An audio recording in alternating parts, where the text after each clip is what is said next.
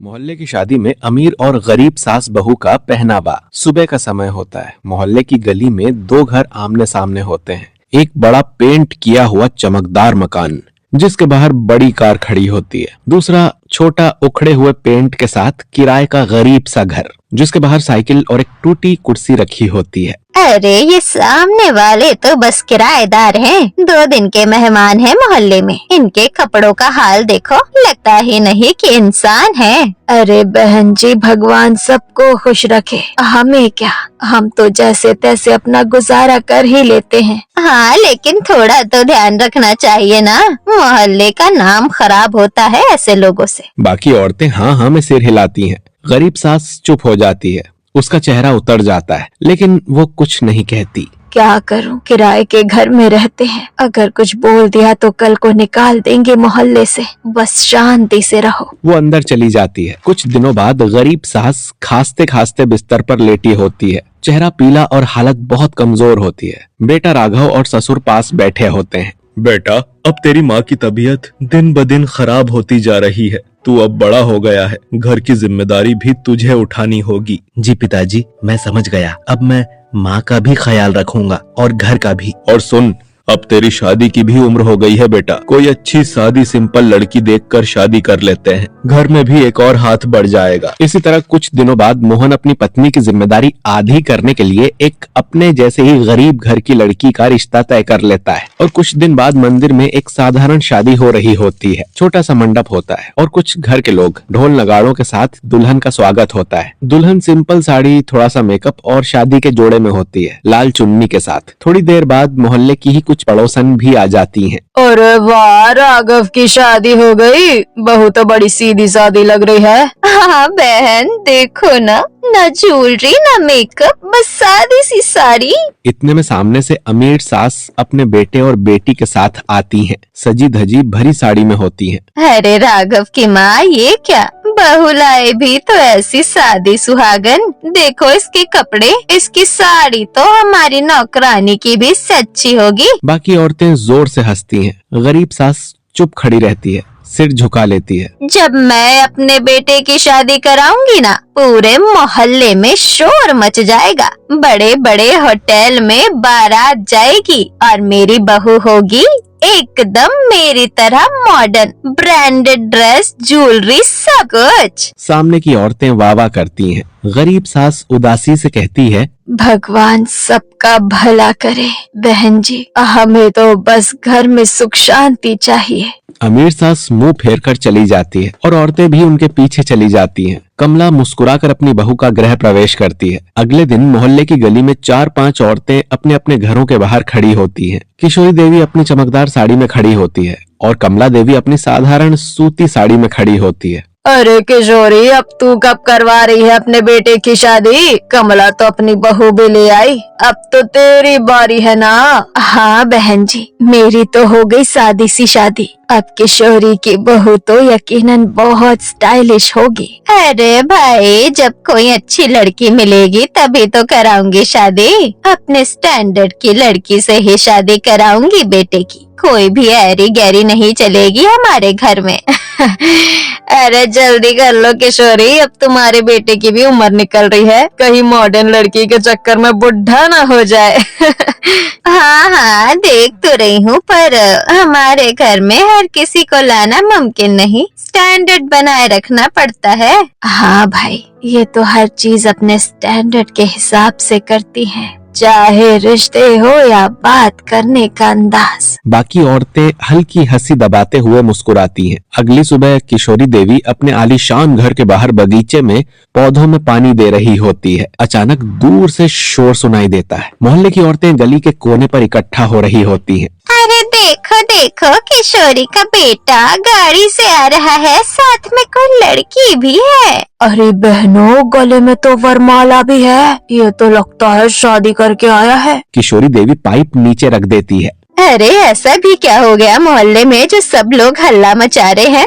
वो गेट की ओर बढ़ती है। तभी उनके घर के सामने एक चमचमाती हुई कार आकर रुक जाती है। कार से उनका बेटा उमंग और एक खूबसूरत लड़की मॉडर्न स्टाइलिश कपड़े पहने निकलती है। दोनों के गले में वरमाला होती है। लड़की के सिर में सिंदूर, हाथों में लाल चूड़ा, गले में मंगलसूत्र और हाथ में एक स्टाइलिश सूटकेस होता है। मोहल्ले की भीड़ वाह वाह करते हुए इकट्ठा हो जाती है। अरे किशोरी, तू तो कहती थी ना कि अपने बेटे की शादी धूमधाम से करेगी। देख, तेरे बेटे ने तो लड़की भगा कर शादी कर ली। किशोरी देवी का चेहरा सुन्न पड़ जाता है। वो कुछ पल के लिए कुछ नहीं बोल पाती। भीड़ में कानाफूसी होने लगती है। उमंग धीरे से अपनी माँ के पास आता है और उनके कान में कहता है, मम्मी, शिल्पा भी अमीर घर की लड़की है, जैसा आप चाहती थी। मॉडर्न, पढ़ी लिखी और अपने स्टाइल से बिल्कुल मैच करती है। किशोरी देवी शिल्पा को ऊपर से नीचे तक देखती है। लड़की ने मॉडर्न वन पीस ड्रेस पर ओपन हेयर रखे होते हैं। मेकअप हल्का लेकिन क्लासी होता है। ये सचमुच एक हाई फाई घर की लड़की लगती है। भले ही भागकर शादी की, पर कम से कम ये तो देखिए लड़की कितनी मॉडर्न है, कितनी प्यारी लग रही है। देखिए ना, लुक से ही लग रहा है कि किसी बड़े बिजनेसमैन की बेटी है। हाँ भाई, इन्हें तो लुक और पैसे से ही मतलब है। मेरा बेटा भले गरीब है, पर शादी मेरी मर्जी से की थी। तुम्हारे बेटे ने तो पूरा मोहल्ला हिला दिया। अमीरों में लव मैरिज कोई बड़ी बात नहीं होती कमला। तुम्हें शायद पता नहीं, अमीरों के बच्चों को अपनी पसंद चुनने की आजादी होती है। मोहल्ले की औरतें एक दूसरे को देखती हैं। माहौल कुछ पल को चुप हो जाता है। और वैसे भी अब जब मेरा बेटा अपनी पसंद की लड़की लेकर आया है तो इसमें क्या बुराई। मैं अपनी बहू का स्वागत करूंगी शान से। किशोरी देवी अंदर आकर दरवाजा बंद कर लेती हैं और बहू का गृह प्रवेश करती हैं। मोहल्ले की औरतें अब भी बाहर खुसुर फुसुर कर रही होती हैं। अगले दिन मोहल्ले की गलियां हलचल से भरी होती हैं। हर घर में शादी की चर्चा होती है। वसुधा जी, जो किशोरी देवी की पुरानी सहेली होती हैं, अपनी बेटी के साथ मोहल्ले में न्योता देने निकली हैं। दोनों के हाथ में सुंदर सुनहरी रिबन से बने मिठाई के डिब्बे और चमकदार कार्ड होता है। अमीर घर का दरवाजा खुलता है। किशोरी देवी भारी रेशमी साड़ी में, हाथ में मोबाइल और गले में मोती की माला पहने मुस्कुराती हुई बाहर आती है। अरे किशोरी बहन, सबसे पहले तो आपको ही न्योता देने आए हैं। आखिर हमारी सबसे करीबी है आप। ये लीजिए हमारी आर्या की शादी का कार्ड। आप पूरे परिवार के साथ जरूर आइएगा। अरे वसुधा, बहुत अच्छा किया, हम तो आएंगे ही। आखिर अपनी ही बेटी जैसी है। देखो जरा, कार्ड कितना खूबसूरत है। यही तो कहते हैं स्टैंडर्ड। तीनों हंसते हैं। बातचीत चलती है और मोहल्ले की औरतें दूर से देख रही होती हैं। अगला घर कमला देवी का छोटा किराए का मकान होता है। वसुधा और उनकी बेटी वहां पहुंचती है। दरवाजा थोड़ा टूटा होता है। बाहर पुराने पौधे रखे होते हैं। कमला देवी अंदर झाड़ू लगा रही होती है। बाहर से वसुधा की बेटी जोर से आवाज लगाती है, अरे आंटी जी, हमारी शादी है, बस बताने आए थे। कमला देवी बाहर आती है, हाथ पोंछती हुई, सादे कपड़े में, चेहरे पर मुस्कान लिए हुए। अरे आइए, अंदर आइए ना। बैठिए, जरा चाय बना दूं? नहीं नहीं, बहुत बिजी हैं हम। बस सबको बता देने आए थे कि शादी है घर में। अच्छा, तो लड़का कहाँ का है, क्या करता है? हाँ, अच्छा है भाई, सब अच्छा है। चलिए अब हम चलते हैं, बहुत लेट हो रहा है और भी घरों में जाना है। वो मुड़कर चली जाती है। न मिठाई न कार्ड। कमला देवी अंदर आती है। सब लोग पुराने कपड़ों में फर्श पर बैठे होते हैं। वो जो सामने वसुधा है ना, अमीर घर की, आज पूरे मोहल्ले में न्योता देने निकली थी। सामने वाले घर में मिठाई का डिब्बा और कार्ड लेकर गई और हमारे पास बस बाहर खड़े होकर मुंह से कह दिया शादी है। मम्मी, ये तो बहुत बेइज्जती वाली बात है। इतनी बड़ी शादी और हमें बस जुबानी न्योता। अरे बेटा, कोई बात नहीं, हम गरीब लोगों को ऐसे ही समझा जाता है। हमारी औकात बस दूर से तालियां बजाने की होती है, कोई साथ नहीं होता। नहीं माँ जी, ऐसा कुछ नहीं होता। शादी का निमंत्रण दिल से होना चाहिए। बस यहाँ के लोगों का व्यवहार बहुत अलग है। हर कोई बस अपने पैसे के घमंड में चूर है। चलो कोई नहीं, हम गरीब सही पर दिल से अमीर है। कम से कम किसी का अपमान तो नहीं करते। अमीर घर में किशोरी देवी वार्डरोब के सामने खड़ी होती है। कमरे में मखमली पर्दे, मिरर और कुछ हाई फैशन मैगजीन बिखरी होती हैं। शिल्पा अपने बैग में ड्रेसेस की तस्वीरें और डिजाइन कटिंग्स दिखा रही होती है। रिया भी साथ होती है। अब एक और नई ड्रेस मेरे वार्डरोब में ऐड हो जाएगी। वसुधा के यहाँ हमें बहुत ही ठीक से जाना होगा। वहाँ बड़े लोग आएंगे और हाँ, सामने वाली कमला भी आएगी, पर उसका क्या मुकाबला। फिर भी हमारी छवि बनानी है, बिल्कुल हाई फाई कपड़े लेने होंगे। हाँ मम्मी जी, मेरे पास बहुत सारे डिजाइनर ड्रेसेस हैं जो सूट करेंगी। कल हम मार्केट चलते हैं, ब्रांडेड स्टोर, और देखेंगे कितने ऑप्शंस। मम्मी, असल बात ये है कि स्टाइल दिखाना है, थोड़ी बहुत शान होती तो ठीक रहती है। बिल्कुल, और याद रखना, बहुत क्लासी, बहुत मॉडर्न। हम मोहल्ले में एक मिसाल है ना। तीनों हल्के घमंड में मुस्कुराती हैं। दूसरी ओर गरीब घर, कमला देवी अपना झाड़ू रखकर बैठ जाती हैं। बाकी लोग साथ में कुर्सी पर बैठे होते हैं। बेटा, अब कुछ नहीं होने वाला है, पर जाना तो पड़ेगा। मैं बेकार कपड़ों में अपनी बेइज्जती नहीं करवा सकती। कुछ ठीक ठाक पहनना होगा तो अपनी भाभी के साथ बाजार से जाकर कुछ कपड़े ले आना। मम्मी, पर हमारा इतना बजट कहाँ है? मम्मी, दीदी सही कह रही है, मेरे घर से भी ज्यादा कुछ सामान नहीं आया है, बस सादी सी साड़ी है। वैसे मम्मी, आप याद करिए, कॉलेज टाइम पर मैंने सिलाई सीखी थी। क्यों ना मैं भाभी के लिए कपड़े बना दूं, बेसिक सी कटिंग कर दूं और थोड़ी अच्छी सी ड्रेस सिल दूं। दीदी, आप सच कह रही हो? आप सच में सिलाई कर सकती है? हाँ बिल्कुल, मैंने कॉलेज में होम इकोनॉमिक्स में अच्छा काम किया था, बस सही फैब्रिक चाहिए होगा। अच्छा है, चलो फिर कल हम बाजार चलेंगे, सस्ता पर अच्छा कपड़ा देख लाएंगे। फिर दिव्या इसे बना देगी, ये घर की बहू है, उसे हम बेकार कपड़ों में नहीं ले जा सकते ना। तीनों सिर हिलाती हैं। अगले दिन अमीर सास बहू किशोरी और शिल्पा मॉल और डिजाइनर शॉपिंग में लग जाती हैं। किशोरी देवी, शिल्पा और रिया एक बड़े ब्रांडेड मॉल में आती हैं। गिल्टेड लाइट्स, शीशों में रिफ्लेक्शन और हाई एंड कलेक्शन होता है। वो एक एक करके ड्रेसेस ट्राई करती हैं। Silk gown, Banarasi lehenga, georgette, brocade, सब। अरे बेटा, ये ट्राई करके देखो, तेरे ऊपर बहुत बेहतर लगेगा। हाँ मम्मी जी, आपकी चॉइस हमेशा परफेक्ट रहती है। ये कट, ये फिट, सब बढ़िया लगेगा। अगर किसी दुकान पर इन्हें कुछ पसंद नहीं आता तो वे अगले मॉल में जाती हैं। डिजाइनर की राय लेती हैं। कपड़े के फैब्रिक, ड्रेसिंग फिट और एक्सेसरीज पर लंबी चर्चा होती है। अंत में वे सबसे हाई फैशन, सबसे महंगा और सबसे दिखावटी सेट चुनकर उसे फिटिंग के लिए बुक कर देती हैं।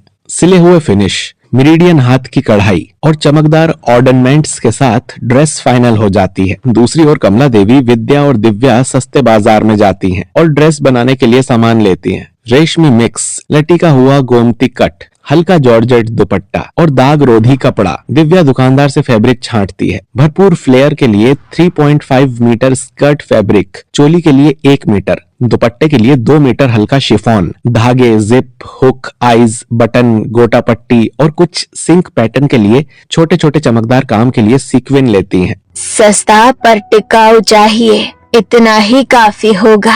मैं कल से सिलना शुरू कर दूंगी। सही नाप लेकर अच्छे से कटिंग करूंगी, जिससे फिटिंग पर पूरा कंट्रोल रहे।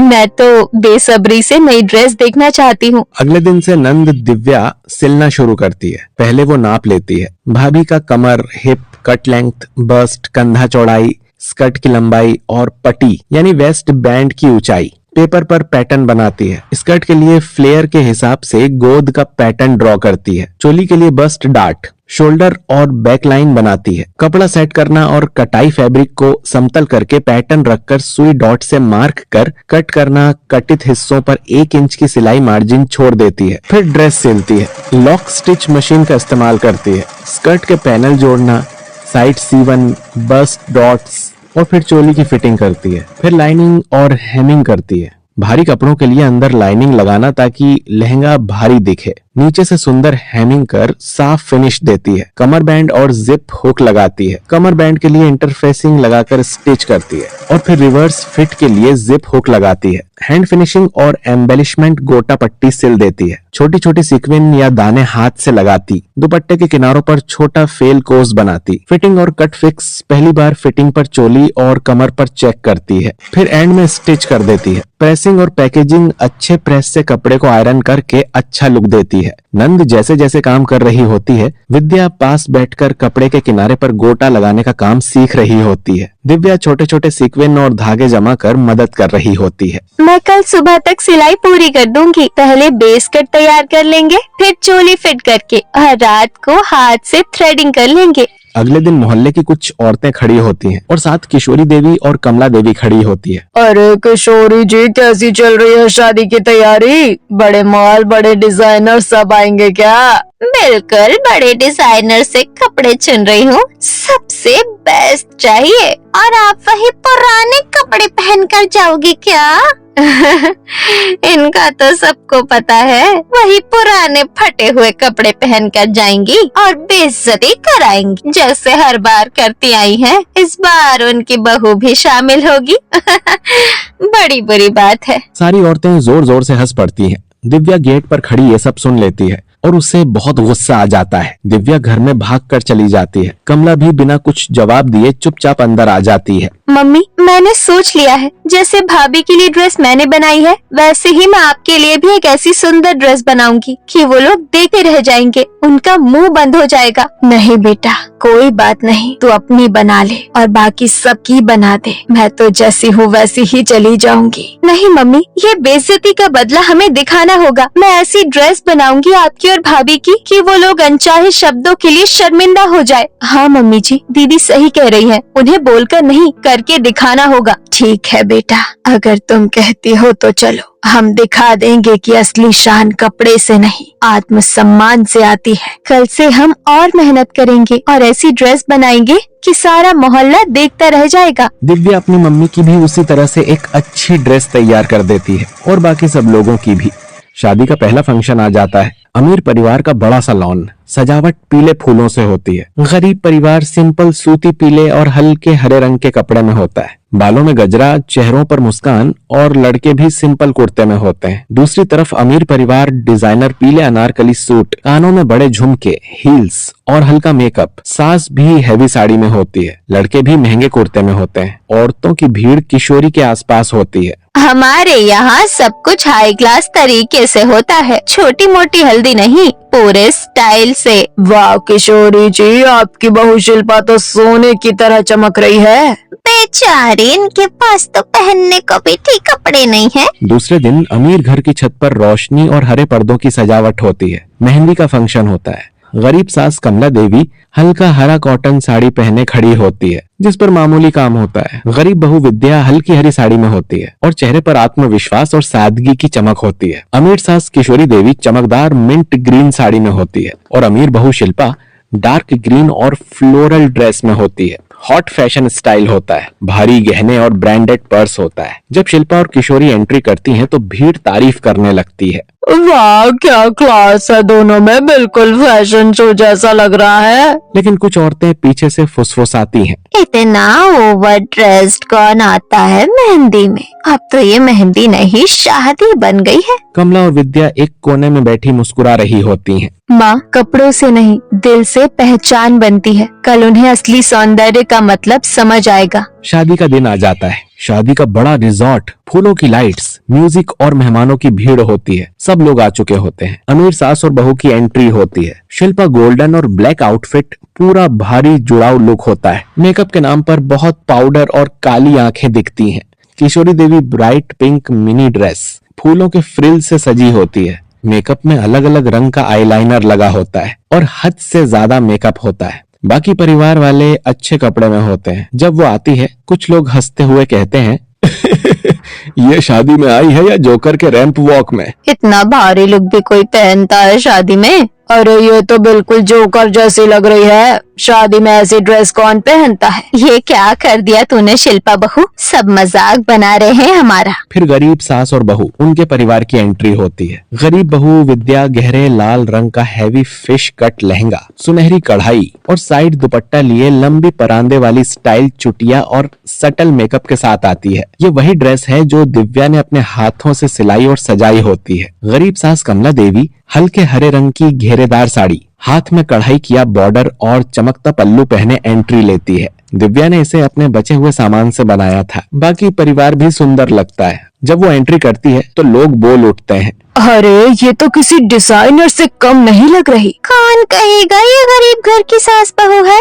भीड़ उनके आसपास इकट्ठी हो जाती है और सब लोग उनकी तारीफ करने लगते हैं। सच में असली रॉयल्टी तो इन दोनों में दिख रही है। एक वो अमीर सास बहू जो जोकर से कम नहीं लग रही, और इधर इन स्टाइलिश कपड़ों में इन गरीब सास बहू को देखो। इतनी ग्रेस तो अमीर घरों में भी नहीं दिखा। आज तो वो भी बिल्कुल फीके लग रहे हैं। इन्होंने तो सबके दिल जीत लिए। सारा फोकस गरीब सास बहू पर ही होता है और अमीर सास बहू को कोई नहीं देखता और न ही बात करता है। अगले दिन दरवाजा खोलते ही सामने किशोरी देवी खड़ी होती है। आज उनके चेहरे पर पहली बार विनम्रता दिख रही होती है। अरे बहन, आप इस गरीब के घर आइए, अंदर आइए। नहीं बहन, मैं बस कुछ पूछने आई थी। तुमने अपनी और अपनी बहू की ड्रेस किसी डिजाइनर से बनवाई थी क्या? पूरी शादी में सबकी नजरें तुम दोनों पर ही थी। हमारी तो हंसी उड़ गई। सब लोग यही बोल रहे थे, देखो गरीब घर की बहू कितनी रॉयल लग रही है, और अमीरों ने तो शो पीस बना लिया खुद को। अरे बहन जी, हमारे पास तो इतने पैसे नहीं कि किसी डिजाइनर से ड्रेस बनवा सके। हम बाजार से थोड़ा कपड़ा लाए थे, कुछ बचा हुआ सामान घर का ही इस्तेमाल किया। मेरी बेटी ने अपने हाथों से सिलाई की। अमीरी गरीबी तो कपड़ों से होती है, लेकिन ज्ञान और टैलेंट में कोई फर्क नहीं होता। गरीब आदमी चाहे तो अपनी मेहनत से अमीर बन सकता है, और अमीर अगर घमंड करे तो अपनी सोच से गरीब बन जाता है। हमारी बेटी ने टैलेंट से वो कर दिया जो पैसे से नहीं हो सकता था। इज्जत जीत ली पूरे मोहल्ले में। कमला बहन, मुझे माफ कर दो। मैंने हमेशा तुम्हें नीचा दिखाया, ताने दिए, पर आज समझ आया असली ऊंचाई पैसे की नहीं सोच की होती है। मेरी सारी उम्र लोगों को नीचा दिखाने में निकल गई, पर आज पहली बार खुद नीचे देख रही हूँ अपने दिल के अंदर। बहन, जो अपनी गलती समझ जाए वही सच्ची इंसानियत है। हम सब एक ही मोहल्ले के हैं, सबकी इज्जत करनी चाहिए। आज तुमसे बहुत बड़ी सीख मिली कमला जी। अब से मैं किसी को नीचा नहीं दिखाऊंगी। माँ, यही तो असली जीत है, जब कोई हमारी सादगी देखकर खुद को बदल ले। किशोरी देवी और कमला देवी एक दूसरे को गले लगा लेती हैं और सारा फर्क मिटा देती हैं।